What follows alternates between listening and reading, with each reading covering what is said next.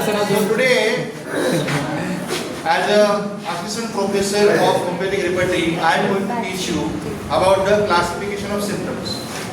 See, this particular topic is extremely important from the point of view of practice. It is also very important that this particular topic is also important for the analysis of symptoms. In the repertorization, we are actually analyzing the symptoms. So indirectly we are doing classification of symptoms. If you are well aware about this topic, you can easily find out the remedy. So the evaluation becomes much more easier, because in classification of symptoms we are actually making, or we are bifurcating the classifying symptoms. We are classifying the symptoms and more important the characteristic symptoms, especially in the evaluation. So today we are going to start with the classification of symptoms. First of all, you should understand what is symptoms.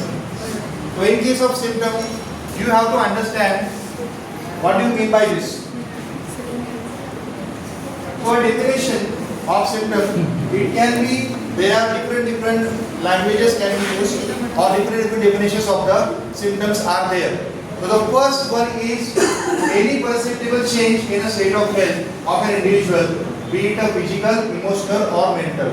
So any kind of change that is seen on the physical level, at the emotional level or at the mental level. If somebody is saying that if he is feeling depressed, he is anxious, or he is in a panicky mode, still it is considered as a symptom.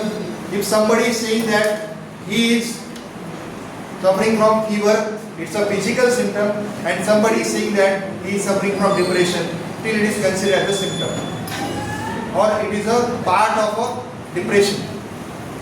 So this is a simple thing. It is a perceptible change, so which can be perceived either by the patient himself or the other people, those around him. This is the basic definition of the symptom. Next most important thing, it is the outwardly perceptible language of internal vital force. So as we have learned in the organ of medicine that any kind of a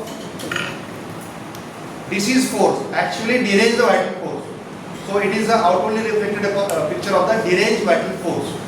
This is a very important thing. So from the organal point of view, this definition can be very important. Any change in the health of an organism which can be felt by the patient himself, observed by those around him, and observed by himself. This is Dr. Hahnemann's definition. So here it includes both subjective as well as objective symptoms. So it is an expression of the patient himself. It can be a pain, it can be any discoloration of the skin, it can be also hypertrophy of any particular organ, it can be any particular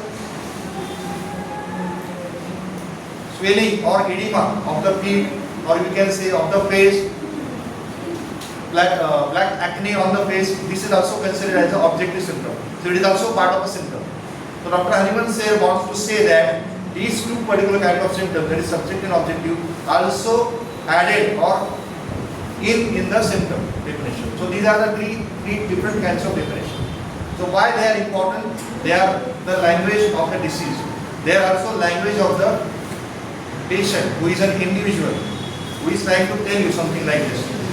Sometimes this language can be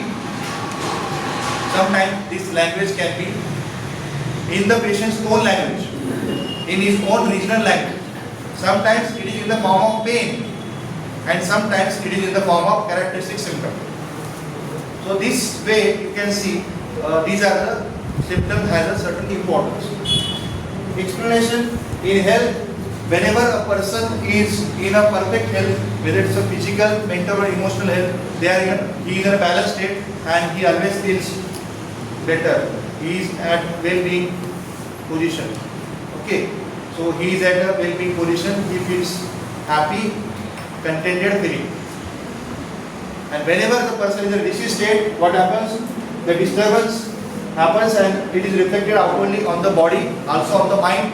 And if you go much more deeper, especially in the chronic disease, the disturbance occurs at the mind level and then reflected on the physical level.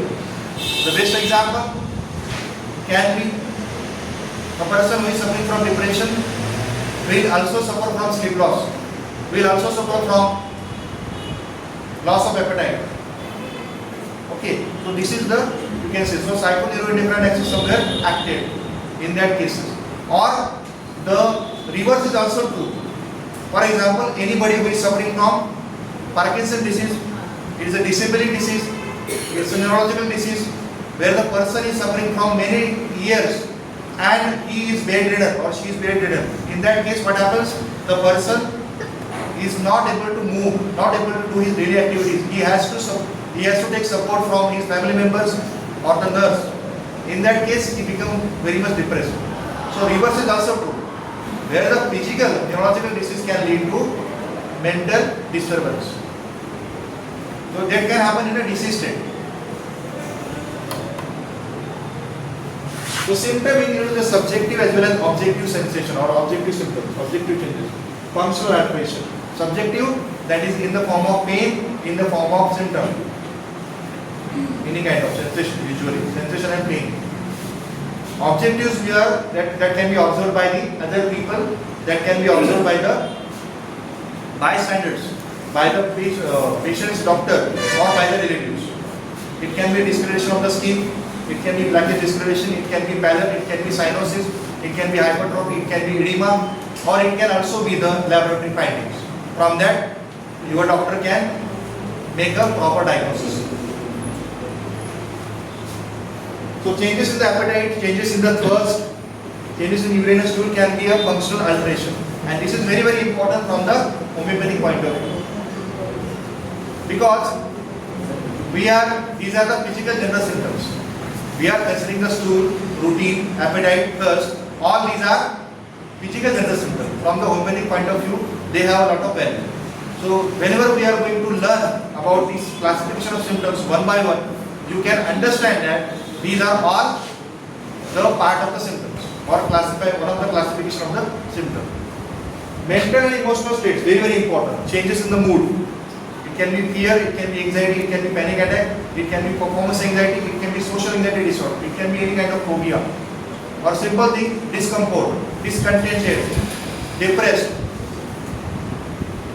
irritability, rage, which is the highest form of anger or intense form of anger. These are also considered as a mental or emotional changes. So these are also considered as the symptoms. Symptoms की category में वो भी आते हैं. Next is the importance. Why importance? What is the importance of the symptom? First one, symptoms represent the individual unique response to the disease. It's a unique response. If somebody is got wet in the rain, he will have a fever. The other person will not get it. Somebody is getting wet in the rain, he will have an obstruction in the nose. The other person will have a horizon cough. The other person will have a cough, and some person will also suffer from the recurrent URT. So this is the unique response of this particular thing to the illness. Somebody who is actually working under the sun, especially at the 40-45 degree, not everybody will get the sunstroke. The person who is sensitive to sun heat will have a sunstroke, will have dehydration, will have vomiting, and somebody can die also. This is the unique response. So symptom can give you a unique response to the illness, to the disease. That is to be understood very well. So these individual responses pointing towards these are the individual response to the disease or illness, any kind of infection. So this is the very, very important. Next one is it indicates the direction of healing. That is law of cure. So as per homeopathy, especially in the chronic diseases, whenever you are going to treat a patient, if your medicine follows the law of cure, that is written here, above downwards, within outwards, from most important organ to least important organ, and in the reverse order of appearance of their symptom. What is the meaning of this? That is to be understood very well.